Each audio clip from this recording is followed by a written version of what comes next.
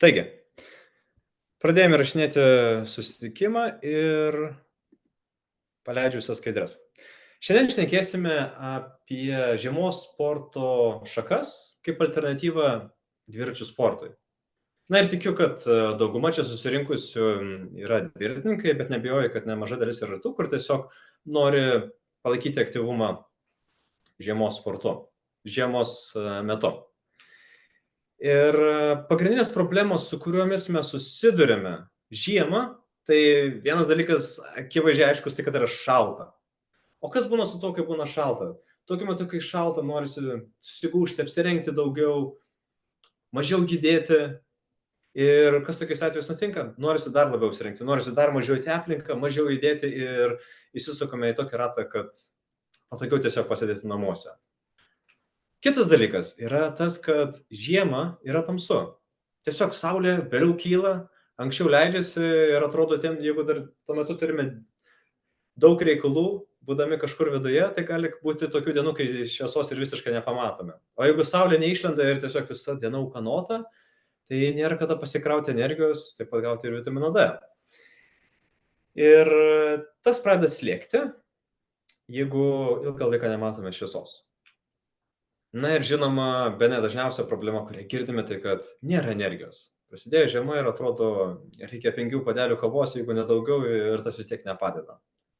Taigi visus šios dalykus mes aptarsime, padiskutuosime, kaip prie to prisitaikyti ir tikiuosi išeisite po šio pranešimo, žiūrėdami į žiemą visiškai kitų kampo. Taip, turbūt kai kurie iš jūsų, kai pamatėte pranešimą, galbūt kažką girdėjote apie mane, tai galvojate, kad greičiausiai jūs kalbės apie slidinėjimą, kaip čia slidinėti, o ne dviračiu užsiiminėti. Ir iš dalies jūs esate teisūs, kadangi aš esu buvęs profesionalus sportininkas, olimpietis ir viena iš mano pagrindinių sporto šakų, kuriomis dabar vis dar užsiimu, tai yra slidinėjimas. Ir taip papasakosiu daugiau, jeigu jums bus aktualu apie slidinėjimą, kaip galima išnaudoti. Bet iš kitos pusės, mano tikslas yra daugiau parodyti jums kitą kampą, kaip žiemą galima pristaikyti ir būti aktyviems ir išnaudoti tą žiemą netgi kaip resursą, sustiprinti tam tikroms savybėms, kuriams niekuomet nebūna laiko pavasarį arba vasarą. Ir kalbant apie kitą kampą, tai aš pagalvojau, tiesiog suskirstysiu patį pranešimą į 3 dalis ir viena iš tų dalių bus jėgos ugdymas, kita dalis alternatyvos, kokias sporto šakas galime daryti kaip alternatyvos, būtent viduj. Ir trečia, žinoma, žiema lauke. Kuo mes galime užsiimti per tą žiemą? Pats pirmas dalykas, tai tema yra jėgos ugdymas. Ir kodėl jėgos ugdymas gali būti netgi naudingas žiemą? Na, visų pirma, žiemą mes turime šiek tiek daugiau laiko negu vasarą arba pavasarį. Be abejo, mes daugiau laiko praleidžiam mindami dviračius, užsiimdami kitom veiklom, bet lygiai taip pat, kadangi diena būna ilgesnė, atsiranda ir daugiau veiklų, kuriomis mes norime pasimėgauti. Atsiranda poreikis aplankyti festivalius, susitikti su draugais, su šeima, pabūti gamtoje, pasimaudyti, galbūt pasideginti. Ir visą tai taip išsiplečia, kad tiesiog nėra kada visko sutalpinti. O žiemą paprastai visi ramiai, sėsliai praleidžiam daug laiko namuose. Ir privalumas yra tas, kad tiesiog mes tuomet realiai turime daugiau laiko sustiprinti savo kūną. Taip pat kita priežastis, kodėl jėgos ugdymas yra labai geras ir tinkamas laikas tam žiemą, tai yra todėl, kad kai mes sportuojame, mes paprastai susidurime su tokiu dalyku, kad mūsų kūnas turi konkuruoti, tiksliau ne mūsų kūnas, bet mūsų treniruotės turi konkuruoti su tuo, ką stiprinti. Ką tai reiškia? Jeigu mes ugdome ištvermę ir, tarkim, išeinam pabėgioti arba šiuo atveju dviračiu paminti kelias valandas, kas tuomet nutinka? Tuomet kūnas turi skirti labai didelius energetinius resursus, kad adaptuotųsi prie būtent to krūvio ištvermiai. Ir jeigu mes tą darom nuosekliai, tai pasidarom labai ištvermingi. Na ir prie viso to mes nusprendžiame, kad reikia sustiprinti jėgą, nes tiesiog įvertinau, kad mano nugara nėra tiesi, nėra tvirta ir tiesiog po kokios valandos pavargsta, šiek tiek suklumpa, sulinksta ir tuomet pasidaro sunku važiuoti. Ir yra labai aiški užduotis, ką turėčiau ugdyti, bet vien tik dėl to, kad mano kūnas turi adaptuotis prie ištvermės, jis pakankamai negali adaptuotis prie jėgos. Taip, jis adaptuosis prie jėgos, bet kas nutiks, tuomet tos resursus reikės padalinti po lygiai tiek ištvermė, tiek jėgai. Tai iš esmės, ką tai reiškia, bus neefektyvus mūsų energetinių resursų panaudojimas. Ir žiemą mes judame mažiau, mes dviračiu turbūt važiuojame mažiau ir tas laikas yra tinkamas sustiprinti silpnąsias savybės. Pavyzdžiui, jeigu silpna nugara, pilopresas arba sėdmenis. Taigi dabar apie tas savybės ir aš papasakosiu, kas mano supratimu yra labai svarbu dviratininkui ir iš to, išdirbau su žmonėmis, pastebėjau, kurios dalis nepadeda išnaudoti pilno potencialo arba jėgos. Taigi, pats pirmas dalykas tai yra nugara. Kas yra nugara? Nugara tai yra mūsų jėgos pamatas, atrama. Kaip tai suprasti? Na, jeigu aš tiesiog stoviu ant kojų, įsirėmęs tvirtai žemę.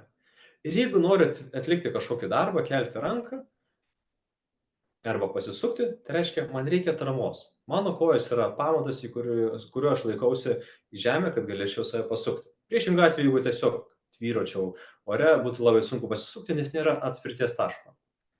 Ir kas nutinka su dviračiu? Kai mes turime minti dviračiu, mūsų kojos suka pedalus. Tai iš esmės kojos nebėra atramos taškas. Kur tas atramos taškas? Atramos tašku tampa mūsų nugara. Kuo tvirtesnė nugara, tuo daugiau galime pastumti savo kojomis. Ar išgirdate? Kuo tvirtesnė nugara, kuo tiesesnė, kuo mažiau juda, kuo stabilesnė, tuo daugiau ir efektyviau mes išnaudojam jėgos su kojomis. Ir norėdami sutvirtinti nugarą, mes galime daryti daug pratimų. Na, vienas iš jų tempimo pratimas, kad tiesiog būtų tiesi nugara. Taip pat galime, kad ir atsistoti priešais sieną ir tiesiog žaisti žaidimą tai, kad kilnoju rankas aukštyn žemyn.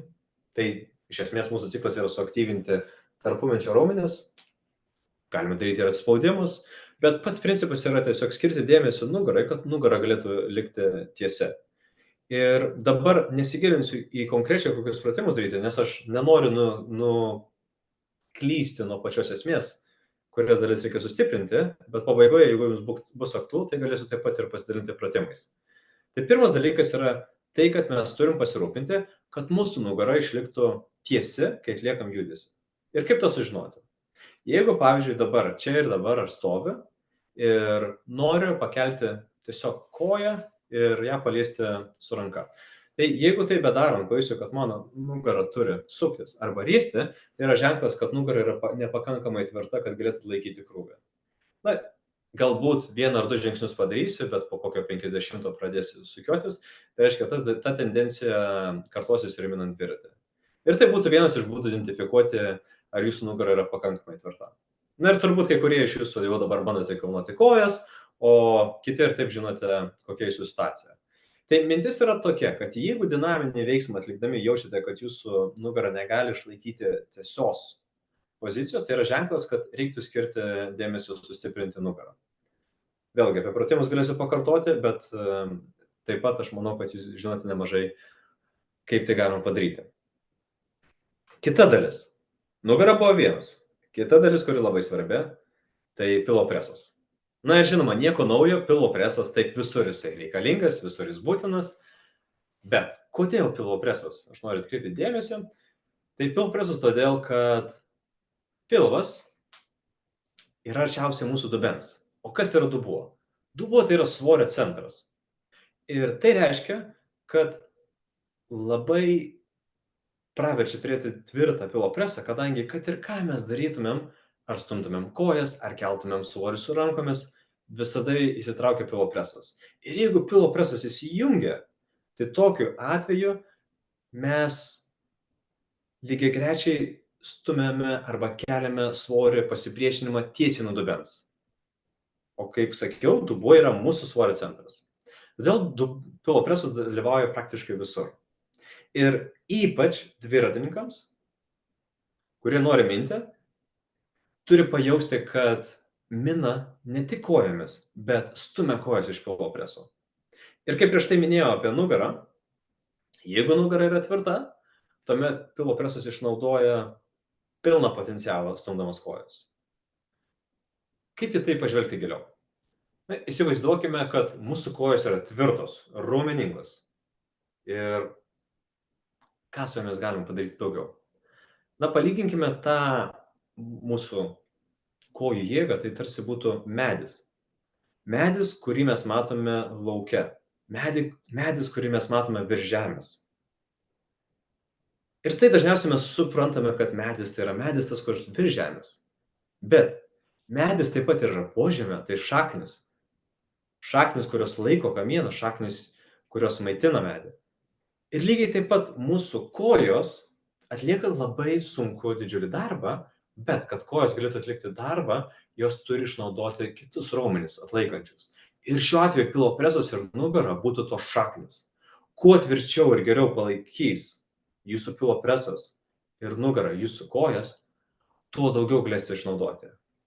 Ir netgi dar vienas labai įdomus dalykas, kad raumenys neturės tokie būti stiprus, galingi arba milžiniški, nes jūs galėsite išnaudoti viso kūno raumenyną vienu metu. Taigi iš esmės raumens masė aplink jūsų koją neapibrėžia, kiek yra jėgos. Jėga daugiau apibrėžia vientisumas per visą kūną. Kalbant apie pilvo presą, noriu paminėti porą dalykų. Tai vienas dalykas yra taip, pilvo presą sustiprinti, turbūt jūs patys galite man papasakoti, kokius pratimus galima daryti, atsisėdimai arba plankas, tai yra lenta lietuviškai, kurie priverčia įsitraukti ir įsitempti pilvo presą. Bet ką aš noriu štai tai papasakoti, kad pilvo presą reikia palavinti dviem kampais. Tai vienas dalykas yra labai svarbu daryti dinaminius judesius. Tai tuo metu, kada mes susilinkėme arba pakeliame kojas.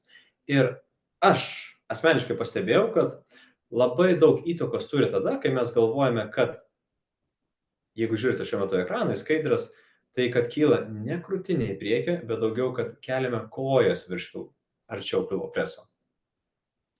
Kodėl tai svarbu? Todėl, kad jeigu mes keliame apatinę dalį virš pilvo preso, mes tada įdarbiname daugiau raumenis esančius žemiau bambos. O tuos raumenis labai sunku įdarbinti. Aišku, papildomas privalumas yra tas, kad jeigu tuos raumenis sustipriname, tuomet ir pilvo presas atrodo plokštesnis. Ir tie raumenys labai naudingi, kadangi mes dirbame tuo metu tiek su pilvo presu, tiek su kojomis ir tada jaučiasi, kad visas dubuo tampa paslankus. Čia kažkas tokio panašaus, kaip naudoti ne tik vieną ranką, bet daryti mostą iš peties. Tai lygiai taip pat naudoti ne tik vieną koją, bet atlikti judesį iš dubens. Ir bet kokie pratimai, kurie darbins pilvo presą žemiau bambos, tą padės padaryti. Kyla klausimų, kokie pratimai? Tiesiog atsigulus ant nugaros galima daryti žirkles. Arba šiuo atveju, kaip mergina tiesiog iš tokioj padėty bando kilnoti kojas. Šie pratimai darbina, jie gali būti kai kam per lengvi, kas aktyviai sportuoja, kas tokių pratimų nedaręs, gali būti per akis ir reikti ieškoti lengvesnių variantų. Taigi, čia viena dalis. Kita dalis yra statiniai pratimai, kada pilvo presas tiesiog turi būti stabilus. Ir tai gali būti taip, lenta, kada nejudu ir laukiu kažkurį laiką, arba tai gali būti lygiai tokia pati padėtis, bet karts nuo karto tiesiog pakeliu vieną koją, kitą, šiek tiek pritraukiu kelią prie savęs. Ir kuo tai yra naudinga? Tuomet tame statinime judesiai pilvo presas turi išlaikyti mūsų nugarą ir dubenį toje pačioje padėtyje, bet kadangi keičiasi atramos taškai, tai mūsų smegenys net nesąmoningai, tiesiog pasąmonės lygmenyje turi mokintis, kaip įdarbinti skirtingus raumenis. Arba, taip sakant, skirtingas raumenų grupės. Ir kyla klausimas, tai kam to reikia, nes aš to ant dviračio nedarau. To reikia tam, kad mūsų smegenys taptų plastiškesnės ir pristaikytų prie bet kokios situacijos. Ir kuo daugiau skirtingų situacijų mes atliekame su savo kūnu, tai yra kuo daugiau patirties mūsų kūnas sukaupia, tuo paslankesnis ir plastiškesnis mūsų kūnas yra emociškai. Tai reiškia, kai mes atliekame judesį ir atinka kažkas netikėto, mūsų kūnui tai nėra stresinė situacija, kadangi tas panašus judesys jau buvo atliktas anksčiau. Ir tokiu atveju tuomet mūsų kūnas labai lengvai prisitaiko ir žinoma, tokiu atveju lengviau išlaikyti pusiausvyrą ir lygiai taip pat jis apsaugo mus nuo traumų. Taigi, apie pilvo presą svarbu žinoti tai, kad reikia atlikti tiek dinaminius pratimus, tiek statinius. Vienas iš jų yra daromas žirklėm, o kitas tiesiog buvimas lentoje. Naudoju šios pratimus daugiau kaip atspirties taškus. Paletė pratimų yra begalinė. Manau, galima vien tik įvedus į Google arba YouTube surasti kokių 50 pratimų pakankamai nesunkiai.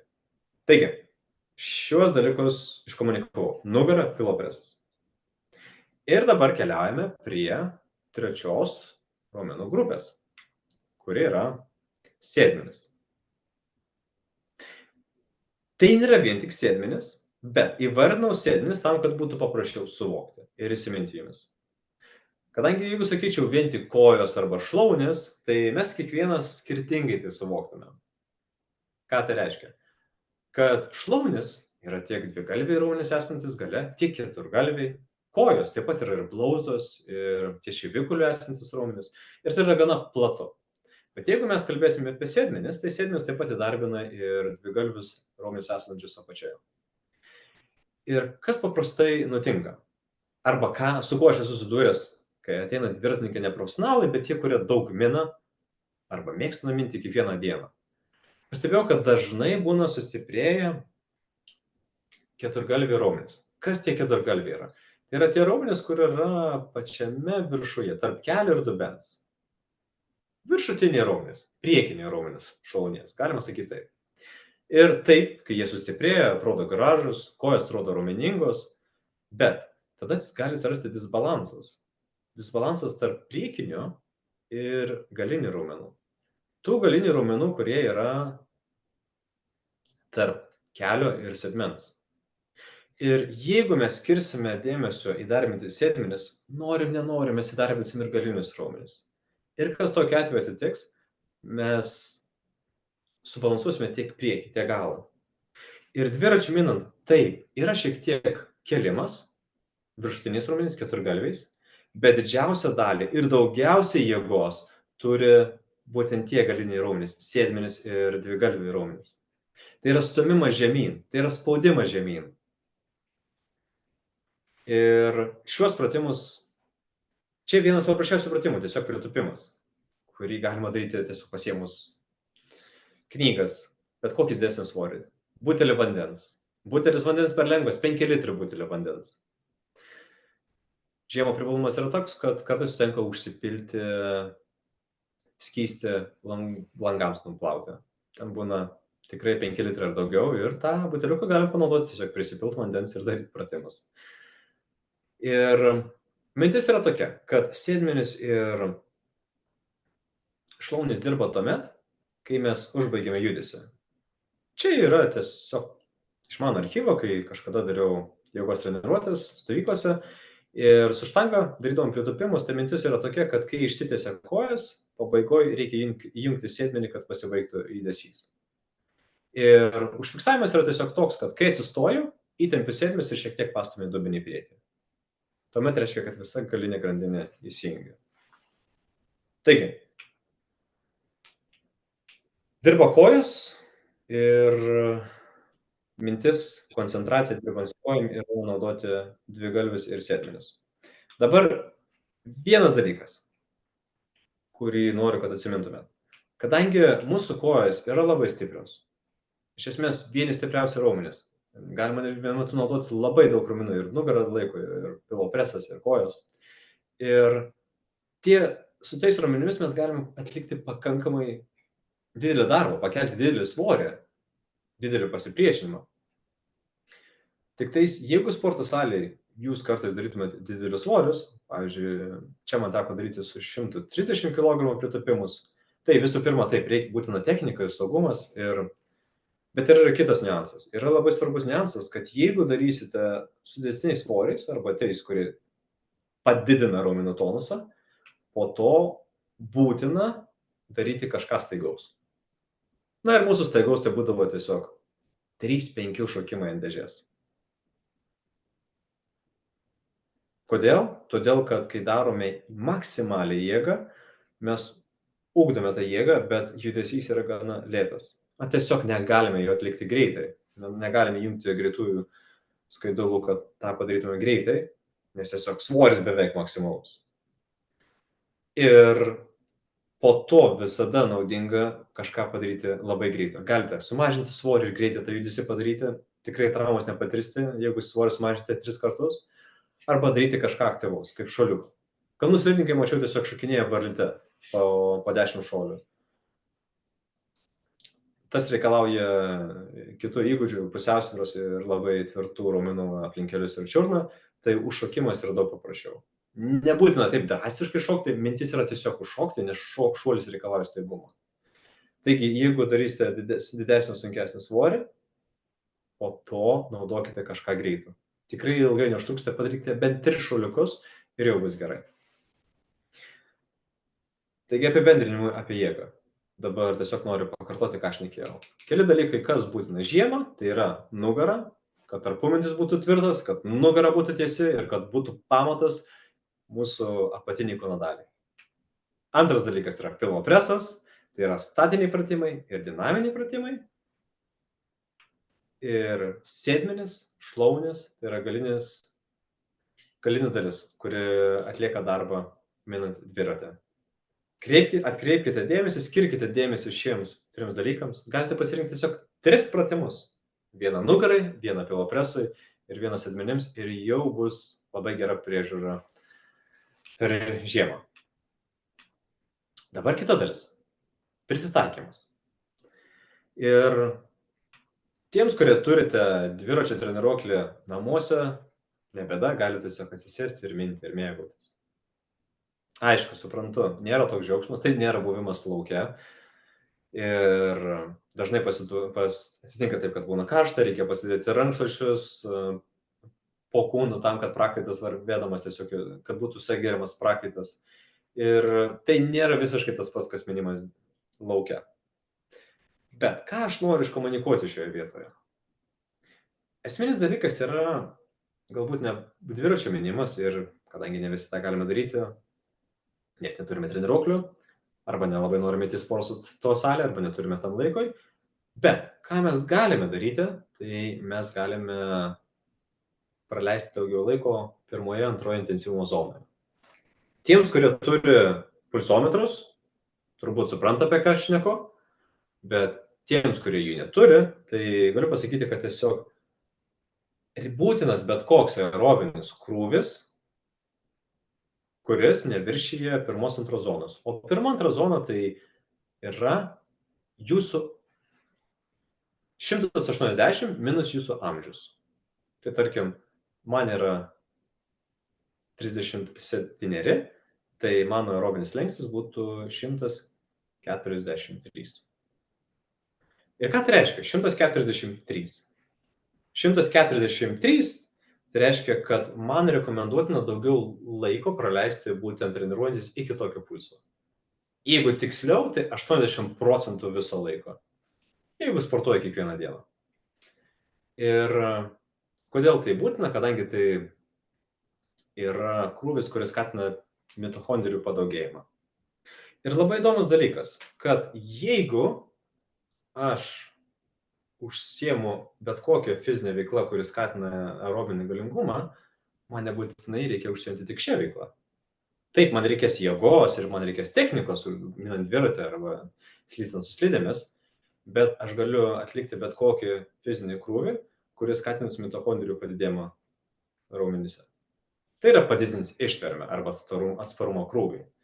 Ir netgi domėjausi, kad vienas kroatų irkluotojas, kuris gavo bronzos medalių olimpinėse žaidynėse, daugiau nei pusę laiko treniruočių praleidžia ant dviračio. Priežastis tiesiog paprasta, kadangi jis aukštas, jo nugarą negali atlaikyti tokių krūvių, kokius būtina atlikti irkluojant, tai taip, jisai daro jėgai irkluodamas, taip, jis irkluoja, taip, jis daro intervalus irkluodamas, bet visas kitas apimtis treniruočių kompensuoja mindamas dviratį. Tai yra kita fizinė veikla, kuri nėra būtinai ta pagrindinė, kurią užsiėmame. Taigi šiuo atveju alternatyva yra paprasta. Bet koks krūvis, kuris yra aerobinio intensyvumo. Jeigu kalbėsime buitiškai paprastai, tai yra tas krūvis, kada aš galiu šnekėti. Krūvio metu gali šnekėti, pasakoti. Ir tuo metu, kai reikia daryti pauzes, kad galėčiau šnekėti, arba pradedu po vieną skiminį, tai reiškia, kad mes jau išėjome į didesnį intensyvumą. Tas yra naudinga, bet tos dalies reikia žymiai mažiau. Aerobinis mums labai svarbu, ypač dviratininkams, kada krūvis, netgi ir per varžybas turi išlikti aerobinis. Ir dabar galime įdėti prie sporto lauke. Su sporto lauke yra taip, kad dauguma pagalvojam apie slidinėjimą. Ir man taip jau nutinka, kad kai pasakau, kad slidinėju, tai dauguma sako, o aš pernai buvau kalnuose. Ir kadangi aš esu lygumus slidininkas, tai suprantu, kad žmonės kalba daugiau apie kalnų slidinėjimą. Bet ką noriu pasakyti būtent apie kalnų slidinėjimą ir kodėl noriu apie tai užsiminti jums, kaip dviratininkams. Kalnų slidinėjimas yra sunki sporto šaka ir ten yra didelis apkrovimas kojoms. Ir ši sporto šaka gali būti taip pat naudinga dviratininkams. Bet tai reiškia, kad tuomet jūs daugiau skirsite laiko agresyvesniam važiavimui, kada kojos iš tikrųjų apkrautos. Ir žinoma, jeigu jūs to nedarote reguliariai, tai padidės rizika, kad galbūt nelaikysite krūvių ir galite patirti traumą, kas nėra būtina. Kitas dalykas, galbūt tai nėra taip praktiška. Ne kiekvienas galima važiuoti, paslidinėti kiekvieną savaitgalį arba reguliariai kas kelias savaitės. Tai sakau, kad šis variantas taip pat yra naudingas, bet tiesiog reikia daugiau daryti koncentruotą važiavimą ir jeigu išvažiuosite iš kalnus, tai išnaudokite, tai tikrai bus naudinga. Dar kita nauda yra tame, kad jeigu jūs susiplanuojate važiuoti į kalnus, tai natūraliai norėsite tam pasiruošti. Ir vėl grįžti prie tos pačios vietos, kada norėsite sustiprinti savo nugarą, pilvo presą ir sėdmenis. Tai yra tam tikros naudos, vien tik išvykimas jūs paskatins daugiau pasportuoti. Taigi, ši sporto šaka taip pat yra tinkama. Geresnis variantas yra čiuožimas. Man pavyko rasti tokią nuotrauką, kur greito čiuožimo sportininkai suka posakį, bet mintis yra tokia, kad čiuožėjų ir dviratininkų kojų raumenys dirba labai panašiai. Veiksmas yra gana panašus. Ir jeigu bus galimybė pačiuožinėti, būtinai ją išnaudokite. Ir gali būti čiuožimas ant ledo, gali būti čiuožimas ant, nebūtinai viduje, bet ir ant ežero. Tik tais, aišku, tiems, kurie turi galimybę išeiti, tai naudokitės, bet kai kuriems yra sudėtingiau tai išnaudoti ir jums tiesiog pakanka žinoti, kad pats čiuožimo veiksmas yra labai panašus į dviračio. Ir jeigu čiuožinėsite, užlipsite ant dviračio, didžiulio skirtumo nepajausite. Lygiai taip pat visi tie patys raumenys, kurie turi palaikyti kojas, tai yra nugaros raumenys, kurie yra pamatas, turi būti tiesus ir stabilus, ir pilvo presas, kuris turi atlikti darbą stumdamas kojas. Taigi, netgi jeigu pažiūrėsite, atrodo netgi panašioje pozicijoje. Sportininkai atrodo panašioje pozicijoje kaip ant dviračio. Taigi, pirmas dalykas buvo kalnų slidinėjimas. Antras dalykas šiek tiek geresnis yra čiuožimas. Na ir trečia sporto šaka būtų slidinėjimas. Bet slidinėjimas ne bet koks. Turbūt jau teko girdėti, kad slidinėjimo stiliai yra du ir tie du stiliai yra vienas klasikinis, kitas čiuožėjų. Ar tai siejasi su kažkuo? Tikrai taip. Slidinėjimo privalumas čiuožėjų stiliumi taip pat skatina naudoti tos pačius raumenis, kaip ir dviračių sporte. Ir didžiulis privalumas yra tame, kad kai mes slidinėjame, mes taip pat turime naudoti pilvo presą teisingai. Nugarą turime laikyti teisingai taip pat, tas yra neišvengiama. Ir nepaisant visų šių techninių dalykų, antras privalumas yra tas, kad kai jūs norite pasportuoti, tai yra daug prašiau surasti vietą, kur galima paslidinėti lygumų slidėmis, negu pačiūžomis arba kalnų slidėmis. Taip, tai aišku priklauso nuo to, kur jūs gyvenate ir koks spirimas yra prie sporto bazių, bet žiūrint masiniu aspektu, tai slidinėjimas yra daug lengviau prieinamas ir jeigu integruosite šią sporto šaką kartą per savaitę, tai jums bus naudinga. Kodėl naudinga? Todėl, kad dirbs nugara, pilvo presas ir šlaunys. Taip pat, slidinėjant, bus lengviau palaikyti lygiai tą patį, ką sakiau prieš tai būti pirmoje, antroje zonoje. Taip pat yra kitos sporto šakos kaip snyglinti, bet su snyglinti yra tas reikalas, kad dirba daugiau priekis galas ir net nebus taip lengva pakelti jums pulsą kaip su slidinėjimu, greituoju čiuožimu arba tiesiog čiuožimu, kadangi jums krūvis bus ne toks pastovus. Taigi, apie sporto šakas tinkamiausias žiemą, kaip dviratininkams, tai yra kalnų slidinėjimas, čiuožimas ir slidinėjimas. Ir pagrindinė mintis yra to, kad raumenys dirba labai panašiai kaip ir dviračių sporte, netgi suderinamumas yra tas pats.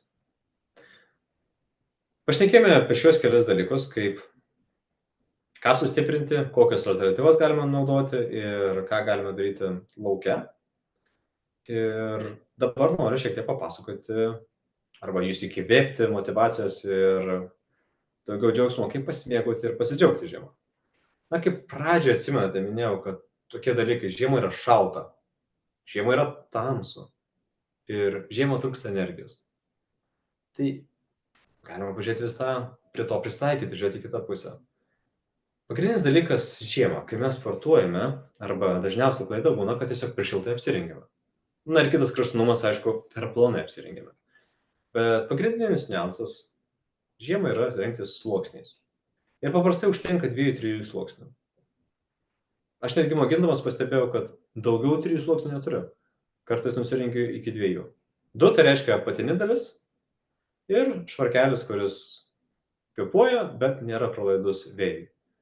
Ir to dažniausiai pakanka. Kodėl? Todėl, kad tiesiog tarp sluoksnių atsiranda papildomas oro tarpas, kuris kaip ir cirkuliuoja, bet supalaiko šilumą ir kūnui pavyksta išlaikyti šilumą.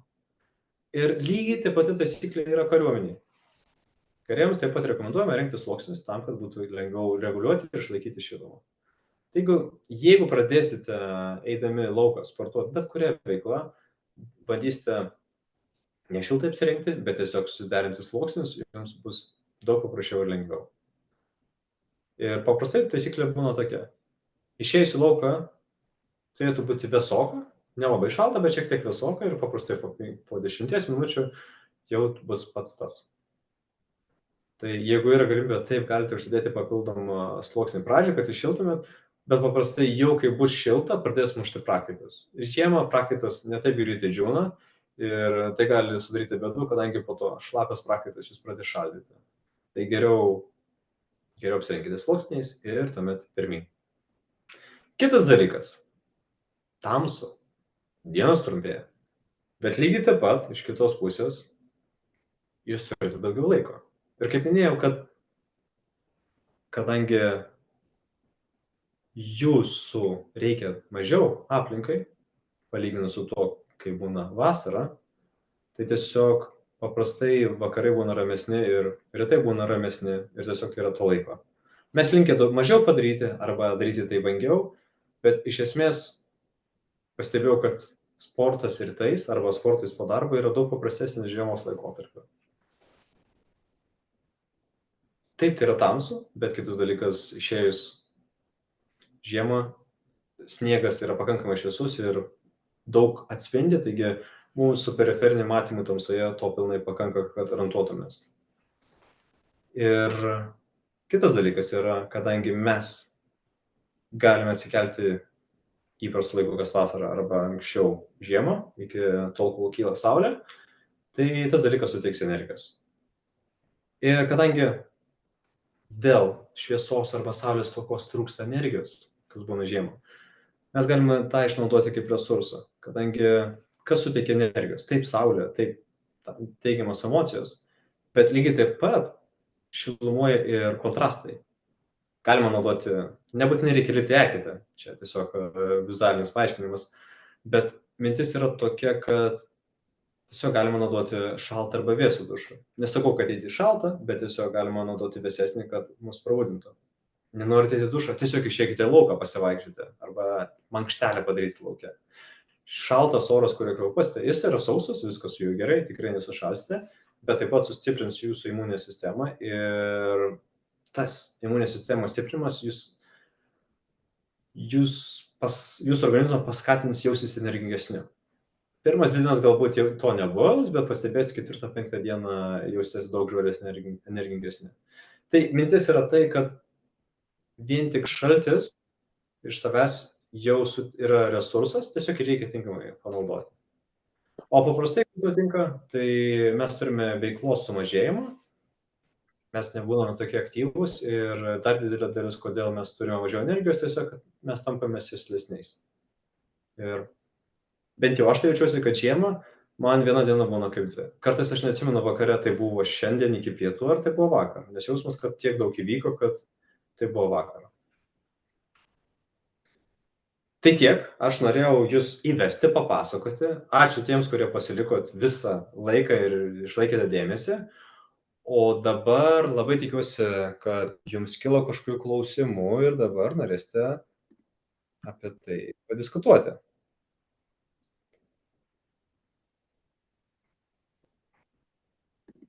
Įsijungiau susirašinėjimą, tai kaip jums patogiau, galite tiesiog rašyti į susirašinėjimą, į vadinamą chatą, arba galite tiesiog įsijungti mikrofoną ir dar smagiau būtų, jeigu kamerą įsijungtumėt, pamatyčiau, su kuo šnekuosi ir išnaudotumėm likusią laiką būtent tiems klausimams, kurie jums aktualūs.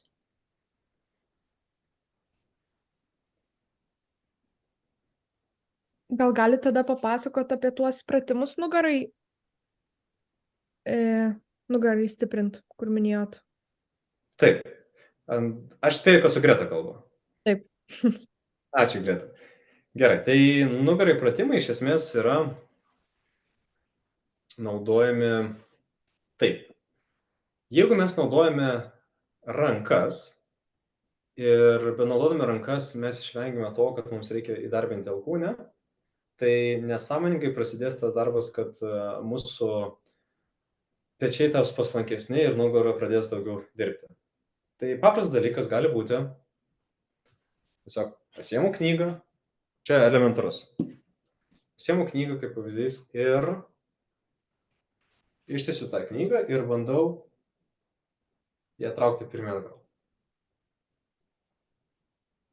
Ir kas sunkiausia bus tokiu atveju, kad kai trauksite atgal, po kažkurio laiko norės alkūnės linkti. Tai yra ne dėl to, kad kažką blogai daro, tai daugiau dėl to, kad tai yra refleksas, norintis išnaudoti šiuos raumenis. O dabar mes mokinamės tiesiog išnaudoti nugarą. Kodėl aš naudoju tokį paprastą pratimą kaip knygą? Todėl, kad tai yra klasika arba atspirtis, iš ko išsivysto daugiau pratimų. Lygiai tą patį galima daryti atsigulus ant žemės, įsirinkus rankomis žemės įspaudimą, tiesiog pečiams. Kam per sunku, įsiremti į stalą. Lygiai taip pat šitą pratimą galima daryti ir pasikabinus ant skersinio. Tiesiog kabu ant skersinio ir bandau save pakelti ne alkūnių jėga, ne iš bicepso, ne iš pečių, bet tiesiog iš nugaros. Ir lygiai taip pat šitą pratimą galima daryti nebūtinai ant kažko pasikabinus, tiesiog pakėlus rankas jau užtenka darbo. Ir dabar šį pratimą pajutus, atrodo taip šonu. Ir jeigu šį judesį galite atlikti, šaunu, galima eiti į sunkesnį lygį, kada jau pradedame naudoti kažkokį svorį. Tai atsiranda traukimas, gal matėte sporto salę, kurie pasirinkė tiesiog kelia svorį atgal, bet esmė yra daugiau išnaudoti nugarą. Galima taip pat, jeigu einate į sporto salę, išnaudoti bet kokį traukimą žemyn. Galima tiesiog pasimti gumas ir bandyti ištiesti rankas gale, jeigu guma yra pakankamai lanksti. Galima pasimti bet kokią lazdą ar šluotą, kur tiesiog tiesiomis rankomis paimu ir bandau vartyti gale. Tai ką mes tuomet darysime? Mes tiesiog padidinsime nugaros paslankumą, išmokinsime smegenis daugiau naudoti nugaros raumenis ir galų gale pajausite, kad vis mažiau naudojate pečius ir alkūnės ir vis daugiau darbinate nugarą. Ir tada nuo to prasidės sniego gniūžtės efektas. Greta, ar atsakiau? Ar dar norėtumėt kažko patikslinti? Puikiai, ačiū. Džiaugiuosi. Taip.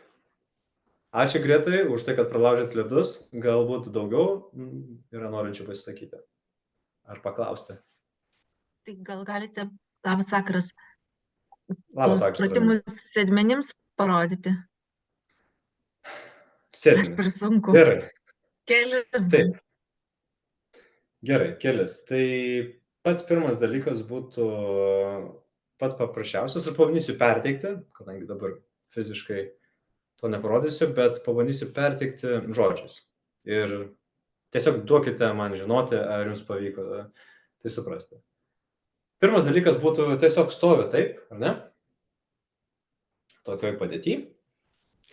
Ir galiu uždėti rankas ant dubens ir svorį laikau, pradedu nuo svorio ant kulnų, stumiu įtempiu sėdmenis ir stumiu dubenį tol, kol kulnai šiek tiek pakyla. Labai paprastas pratimas, bet šioje vietoje labai svarbu, kad tos kulnus kelia ne blauzdos, norinčius pakelti, nes mes per daug galim sukonstruoti kulną, bet sėdmenis, kurie pastumia dubenį į priekį ir to pasiekoje kulnai pakyla. Ką dar pajusite, tai kad įsitemps ir jūsų priekinė dalis, tai yra kirkšnis. Įsitemps, nes pradės temptis, kadangi sėdmenis perima iniciatyvą. Ir šitas pratimas yra, vėlgi, kaip atspirties taškas. Jeigu pavyksta tokį judesį padaryti tiesiog stovint, įtempti sėdmenis ir pastumti dubenį taip, kad kulnai pakyla, dabar mes galime eiti ir į horizontalią padėtį. Dabar lygiai taip pat atsigulant nugaros, atsiremiu žemėm į grindis su visa plaštaka ir dilbiu iki alkūnės ir įsiremiu nugarą, padedu pakaušį ant sniego ant grindų ir įsiremiu kulnais į žemę ir įtempiu sėdmenis. Įtempiu sėdmenis ir bandau pakelti šiek tiek dubenį į orą. Tokiu atveju dirba sėdmuo. Tai vienas dalykas stovint, kitą kartą galima gulint, jau įsidarbina sėdmuo. Trečias variantas, kaip galime darbinti sėdmenį, yra paprastas pasilinkimas ir pakilimas. Paprastai, kai mes pasilinkime žemyn, mes norime pakilti. Ir kad pakiltumėm, labai dažnai naudojama klaida, tai yra, kad įdarbinime juosmens raumenis apatinė nugara. Ir kartais būna, kad skauda juosmenį, pavargau ir norisi pailsėti, arba kažką pasitempiu. Ir dėl to sakoma, kelti ne nugarą kojomis, o šiuo atveju aš dabar patikslinsiu. Paskutiniai fazė, kai mes jau esam tokiam taške, kaip ir lyg ir pakilom, dabar beliko tik ištiesti, mes apkraunam nugarą ne dėl to, kad pats krūvis vargina, bet tiesiog dėl to, kad neįgiam sėdmenis. Tai kai esame šiame taške, tokioj padėtyje, mes tiesiog įtempiame sėdmenis ir su sėdmenis stumėm dubenį į priekį. Ir tokiu atveju sėdmenis įsidarbina ir puikiai atlieka darbą. Ir lygiai tas pats vyksta, jeigu man tiesiog reikia pritūpti, taip, nusileidžiu ir atsistoju, tai judesį pabaigiu ne stumdamas kažkaip koją žemyn, bet tiesiog taip pat įtempiu sėdmenis ir pastumiu dubenį į priekį. Tikrai pajusite, kaip sėdmenis įsitempia ir bus toks netgi truputėlį malonus skausmas, kaip tempimo pratimas, kuris atpalaiduoja. Ar atsakiau, Raminta? Ačiū labai. Prašom. Tai dabar pagal tendenciją kažkas turėtų paklausti apie pilvo presą. Juokauju, jeigu aktualu, tai klauskite, jeigu neklausite, tai kas jums įdomu. Jeigu galima, paklausiu apie tarpmentinius raumenis. Jeigu ten trigeriai užkirsti yra tempimą, kaip daryti.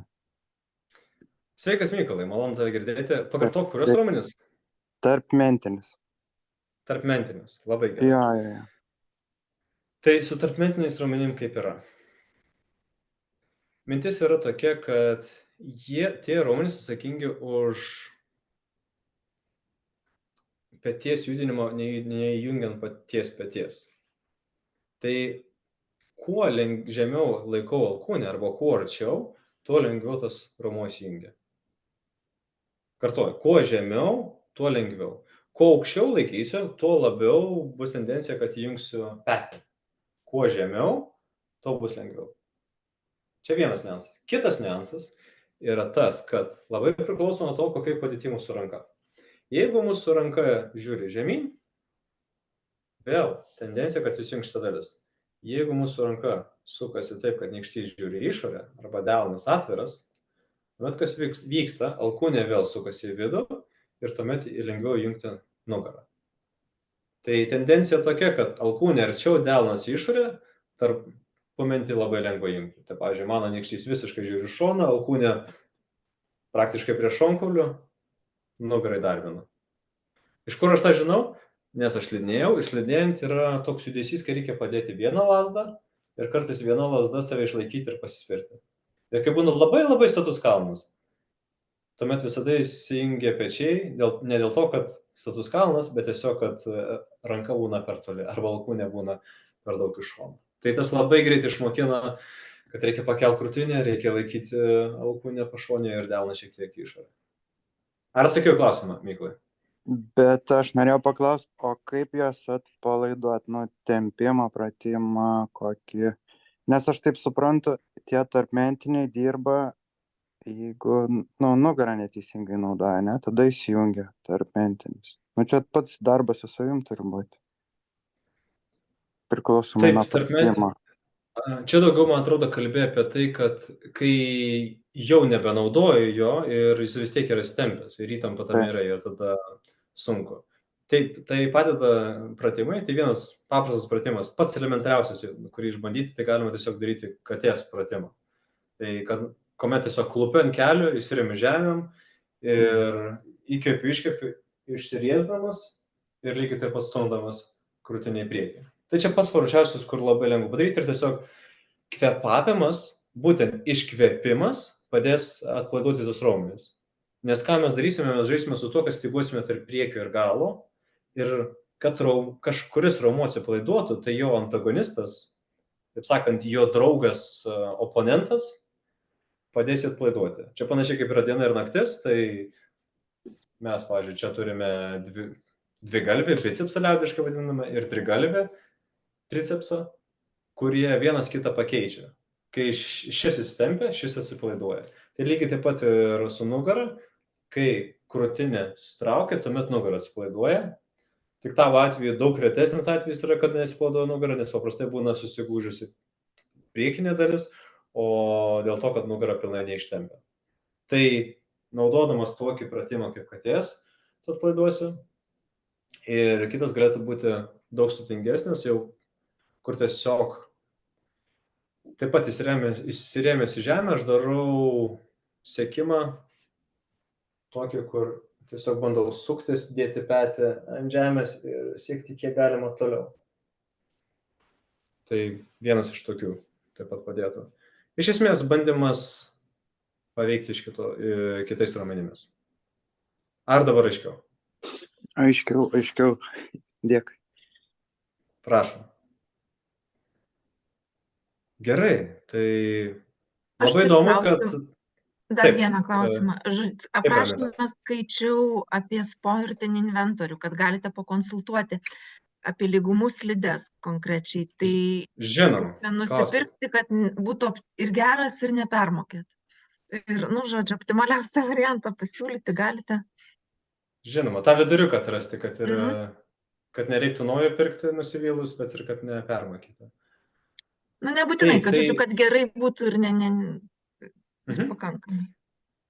Taip, tai jeigu taip žiūrėsi paprastai, tai aš kaip susidūriau su slidėmis ir lazdomis ir batais, tai atpažinau iš to mokinant. Nes lygiai taip pat, ką jūs pasakėte, kai būna prastas, tai visiškai neduoda pasidžiaugti, net kartais būna vaikai batą pameta. O super geru, tai būna taip, kad žmonės vis tiek nejaučia skirtumo ir neretai tas geras lūžta, vien tik dėl to, kad žmogus dar nelabai moka naudotis. Patyrė taip to mėgausiu, o mėgėjams tas būna, pradedantiesiems tas būna sunkiau. Tai mano atsakymas būtų tiesiog atėjus į parduotuvę prašyti ne ekonominės arba tos pirmos klasės, bet tiesiog vidutinės klasės. Nes yra ekonominė, paprasta, masiai, tuomet yra vidutinė tiems, kurie šiek tiek supranta, ir tada yra jau sportinė, kuri profesionalams ir super dar kokia sportinė, kur būna anglies pluoštas ir taip toliau. Tai eičiau į viduriuką ir paprastai viduriukas būna šiek tiek brangiau negu ekonominis, nuo 50 iki 100%, bet smarkiai pigiau negu profesionalus. Tai jeigu batai kainuotų kažkur apie orientavimus, sakyčiau, apie nuo 150. Jeigu slidės, tai irgi kažkur būtų ne mažiau negu 200.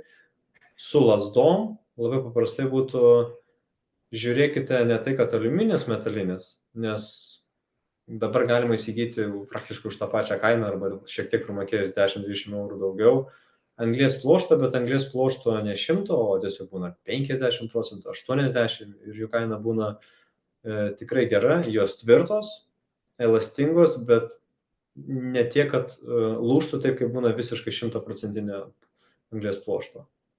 Tai mano atsakymas būtų, užėjus tiesiog žiūrėti, klausti, kuris yra vidurinis lygmuo ir ką turite pasirinkti iš to vidurinio.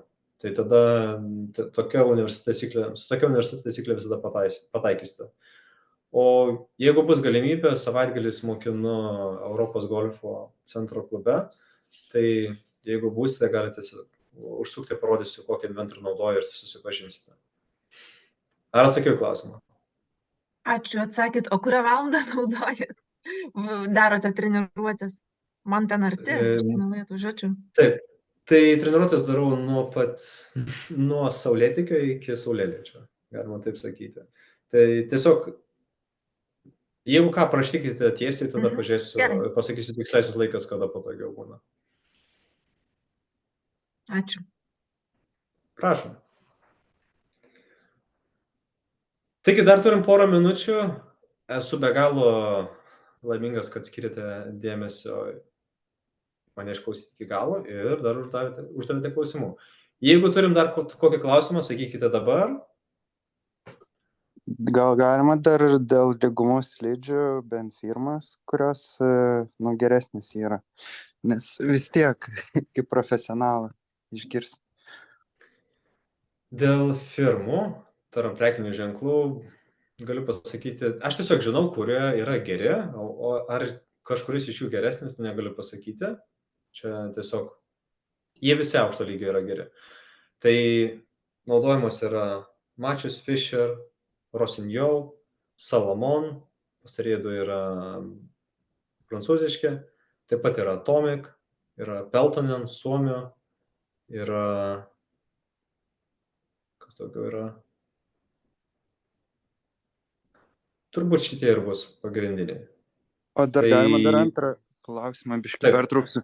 Kažkoks yra žvyneliai ir dar ten kažkas neslystantis, kažkokia, gal tą galit pakomentuoti? Labai gerai, čia galbūt klasikinė. Taip, tai šioje vietoje iš karto kalbant apie klasikinės slidės, kurios važiuoja tik tiesiai vežėmis, jos gali būti su žvyneliais, gali būti su kilimėliu ir gali būti tepamos tepalu. Taigi rekomenduoju visiems, kurie nežino, kas tai yra, tai tiesiog rinktis kilimėlį.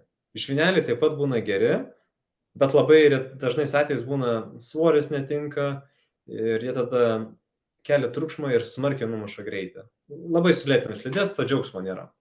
Su kilimėlis yra taip, kad kilimėlis atlieka tą funkciją kaip tepalas ir iš tikrųjų tai yra kažkas tokio, kaip anksčiau senovėje prieš kelius šimtus metų žmonės tiesiog naudodavo žvėrių kailius, kad slidė neslystų ar batai neslystų atgal. Principas tas pats. Ir aš juos naudoju jau gal kokius 5 metus ir pastebėjau, kad su tai žmonėms, kurie mokinasi, jiems lengviausia pagauti. Ir tuomet lengviausia pagauti judesį ir naudotis tomis slidėmis. Ir tuomet yra tie tepalais, kur turbūt esate sudūrę su tuo, jeigu teko slidinėti prieš 20 metų, nes tuo metu nelabai buvo kitų variantų.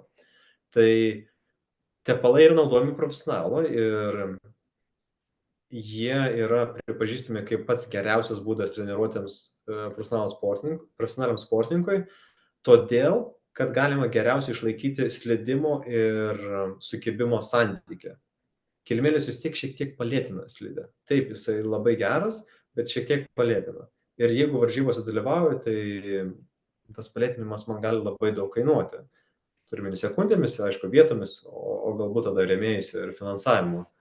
Taigi, tiems, kurie nežino, kuo skiriasi kilimėlis ir tepimas, tai aš sakyčiau, tiesiog imkite kilimėlį ir jis bus geriausias. Ir kadangi Mykolas paklausė apie prekinius ženklus, tai Fisher naudoja tokius kilimėlius, kurie yra 2 juostelės apačioj.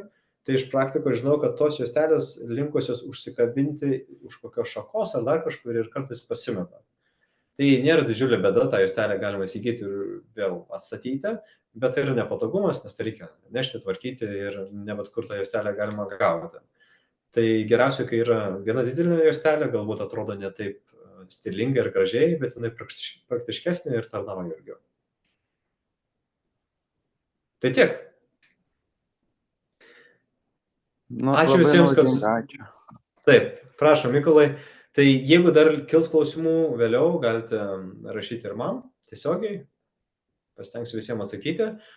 O aš šio vakaro pasirodymą ir pristatymą jau baigiu. Ir spaudžiu klavišą, kuris sustabdys įrašinėjimą.